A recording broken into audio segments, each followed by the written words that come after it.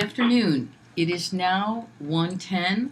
I'm saying on the record that this meeting was technically called to order, or attempted to be called to order at 12:30.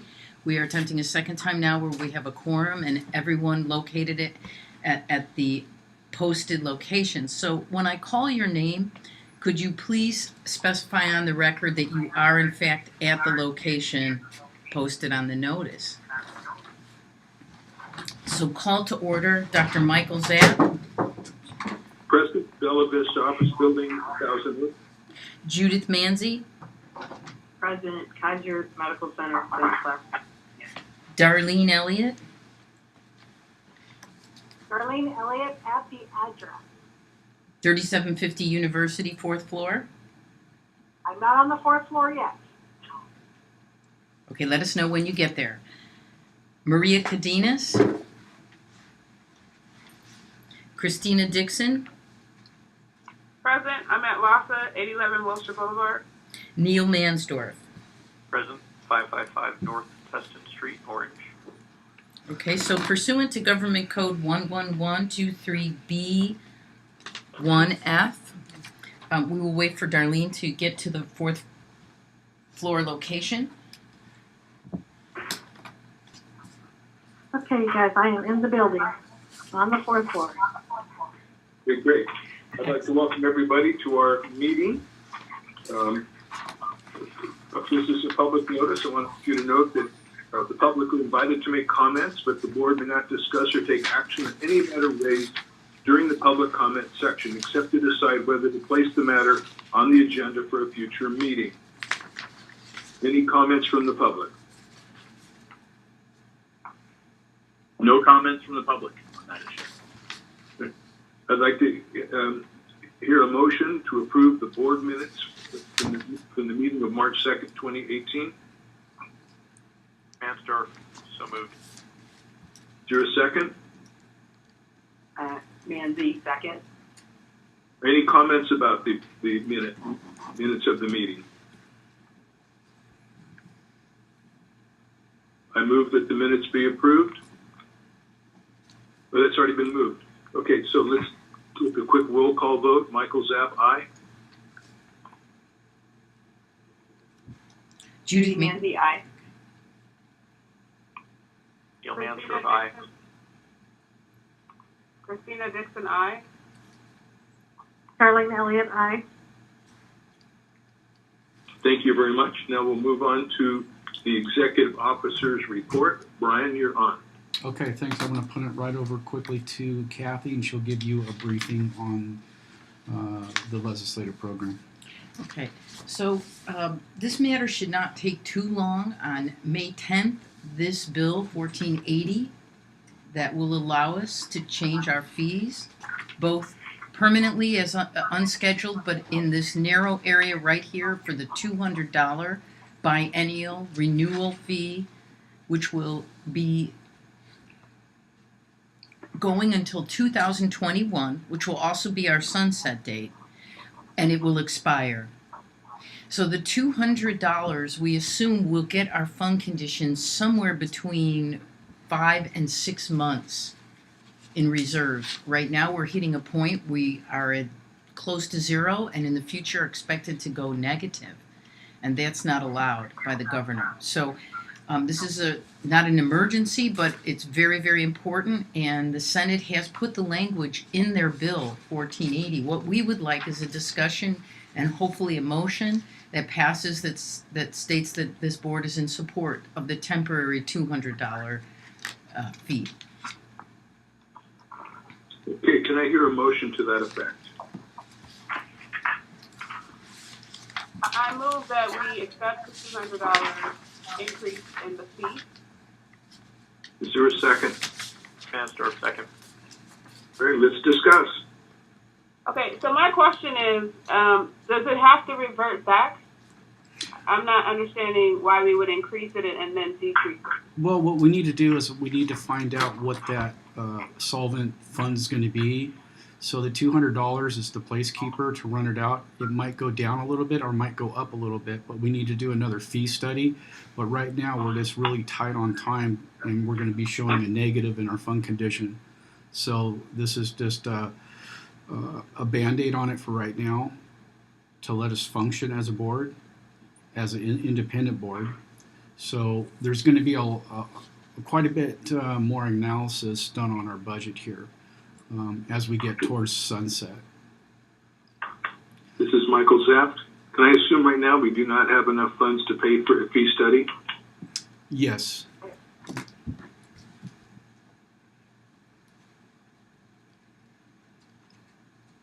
Okay, so the strategy is to request to increase it by $200 for a period of time, and then we're putting in language to revert it back to the original fee. No, I don't think we're going to go back to the original fee of $900. I think we're going to have to increase at some point, right? So the $200 is a placeholder to keep us functioning. Once the fee study, we conduct that. Once we do the analysis on the whole budget and project that out for quite a few years, we will know what that looks like. But that's where we sit right now.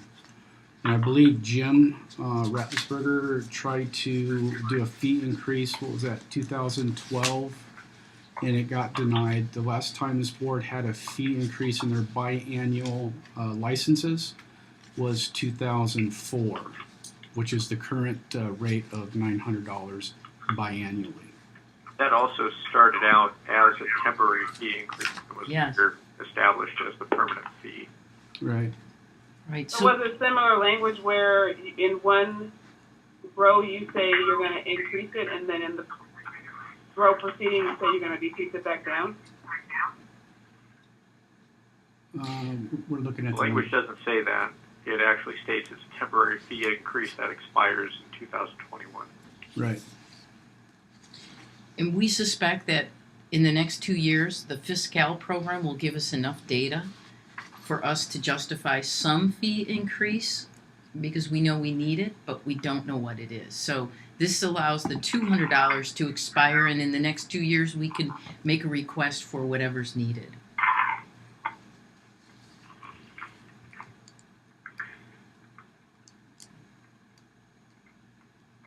Any other comments?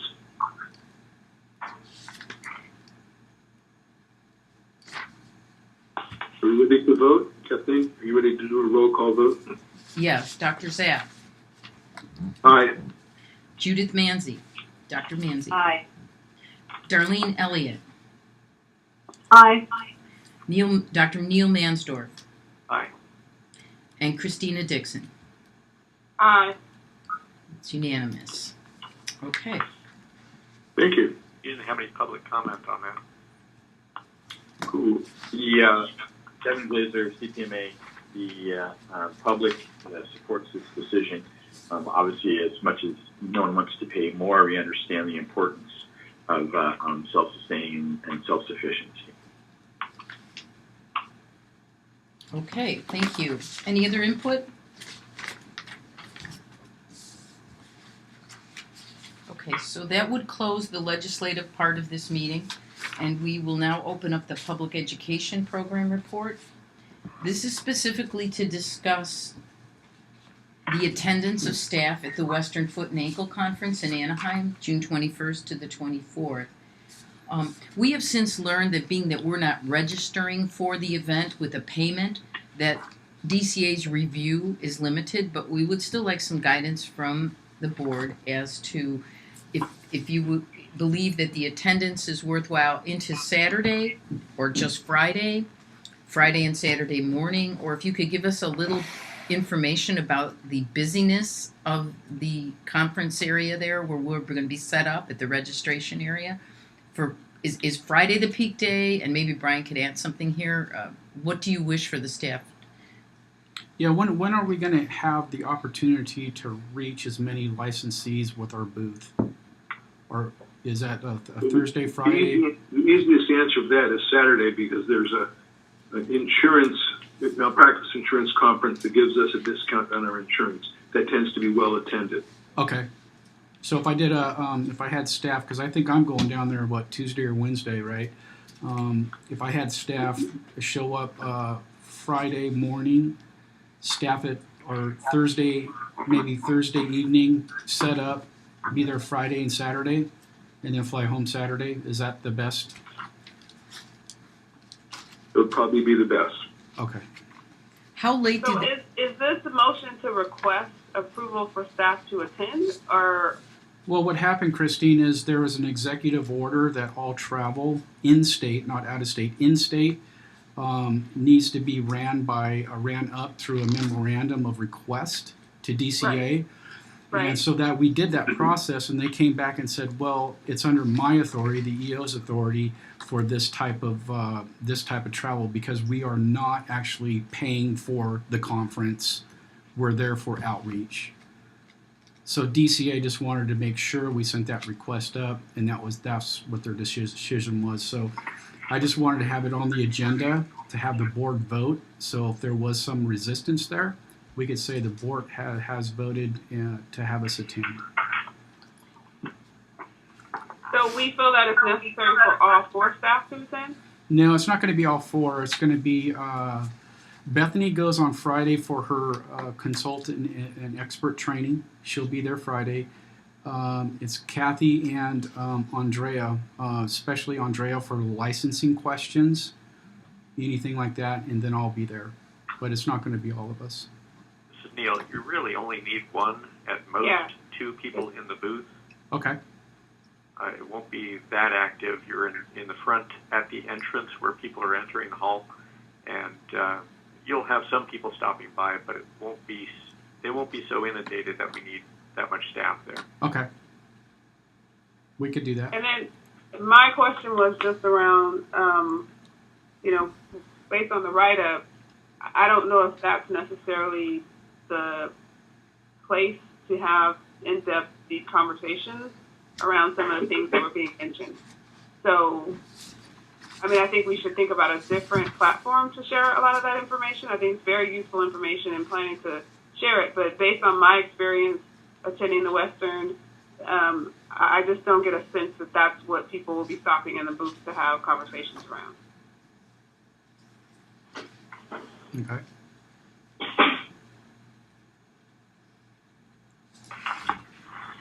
I think the entranceway would usually be that actually colleges have a booth right in front of the exhibit doors, and there's usually such a ACFAS or another group or 2 inside the meeting. I think they're both reasonable venues.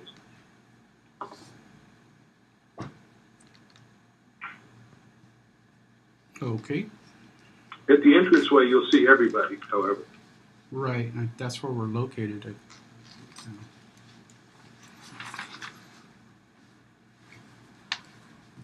Well, so we'll take that under advisement, and Brian will make the ultimate decision of who goes where and when. I believe that's how the rules will lead, and thank you for that input. So I have no other questions or comments on this item. Does anyone else?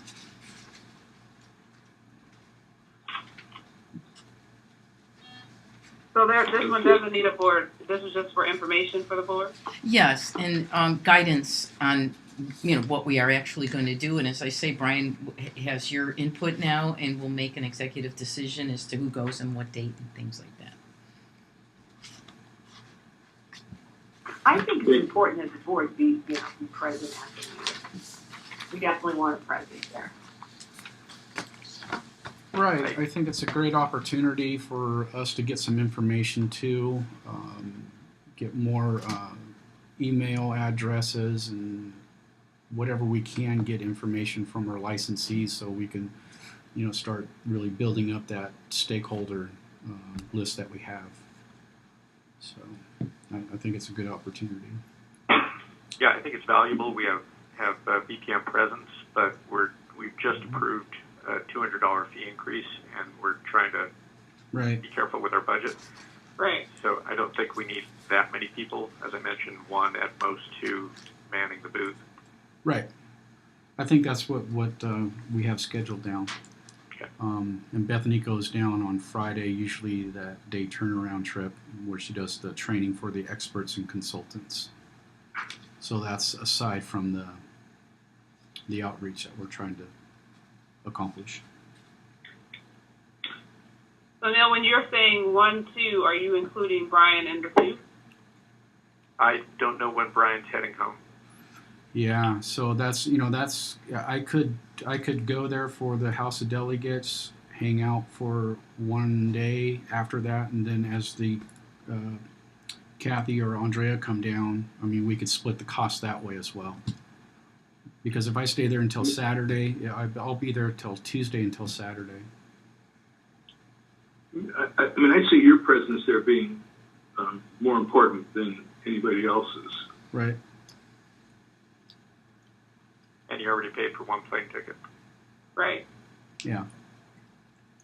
I mean, you could even come early enough on Tuesday, perhaps, to visit that various delegations, House of Delegates. I know LA County holds ours Tuesday evening, and you have a lot of important decision makers at that meeting, Mm-hmm. and you could drop in to say hello. Okay. I don't think that would be objectionable. And I think other delegations probably have a caucus meeting. Do you guys? Sorry, from the public, LA seems to be the only one that still does it. Orange County Really? normally handles it prior to the meeting. Okay.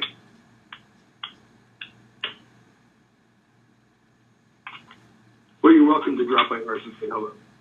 Okay, I could reach out to you and get the information. I think that's all I have. Okay. That's it. Number 8, we know our future meeting dates. Yes. Any items for future agendas?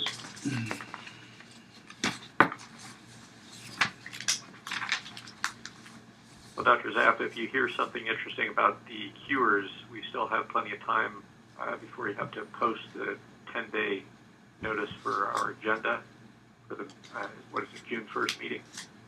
So if it's something that's critical that needs to be discussed, perhaps we might want to investigate that for the next agenda. Is it inappropriate to ask for a public comment about that? We could hear public comment. You just couldn't make any. Actually, Yeah, you couldn't But make we any could action or we discuss could it. decide to put it on an agenda. Correct. Okay. Is there any public like to make a comment? I think it would be great if you could, as soon as we get any information in regards to cures and cures mandates for providers, that the information is dispersed across the state in any which way that you can. It's obviously looming over our head, and we want to be able to tell our membership as well as providers what the next steps are. okay.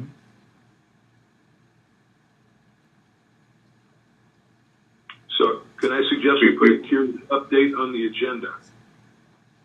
Okay. This will be for the June meeting. Correct. Okay. June 1st meeting, 2018, Cures Update.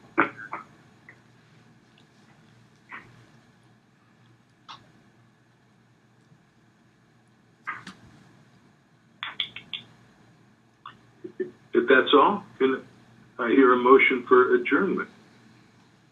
So moved. Second. Okay. Kathy? Um, And that was Christina Dixon moved. okay. Dr. Manzadov seconded. Michael Zapp, Aye. Judith Manzi, Aye. Darlene Elliott,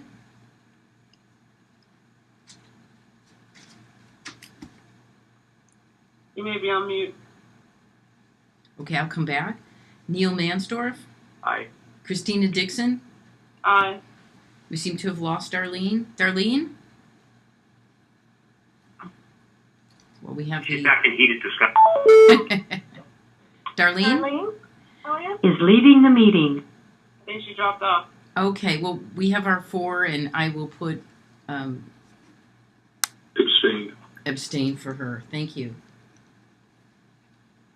All Thank you. Thanks for your patience, everybody.